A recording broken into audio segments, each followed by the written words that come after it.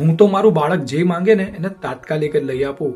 અરે ભાઈ, આપણે કોમ્પ્રોમાઇઝ જે કર્યા છે એ આપણા બાળકોએ થોડી કરવાના હોય. જો તમે આવું વિચારી રહ્યા છો તો તમે તમારા બાળકને કમજોર બનાવી રહ્યા છો. તમને જીવનમાં જે જોઈતું હતું એ બધું સમયસર મળી ગયું. ઘર, ગાડી, નોકરી, છોકરી. ના ને. કેમ? જીવનનો એક નિયમ છે. પહેલા સખત મહેનત, પછી ધીરજ અને પછીથી જો હશે તો મળશે. દોસ્ત, આ સાચો નિયમ તમે તમારા બાળકને નાનપણથી શીખવાડતા જ નથી. એટલે બાળક જિદ્દી બને છે અને જ્યારે એને જરૂર પડે ને એને ન મળે તો એ રડે છે. કારણ કે એને એવું લાગે છે કે રડવાથી, જીદ કરવાથી મારું બધું કામ થઈ જશે. પણ જીવનમાં આવું થતું નથી. એટલે જે નાસીપાસ અને હતાશ થઈ જાય છે. બાળકને નાનપણથી કંઈ શીખવાડવાનું હોય ને તો એક નિયમ લઈ લો કે માંગો ને ત્યારે તો નહીં જ મળે. જરૂર હશે, યોગ્ય લાગશે તો તને અમે આપીશું.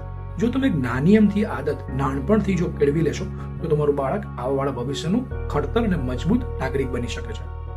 તમારું શું કહેવું છે? કોમેન્ટમાં મને જરૂરથી જણાવો. અને બીજો કોઈ પણ પ્રશ્ન હોય તો મને જરૂરથી પૂછજો. ધન્યવાદ.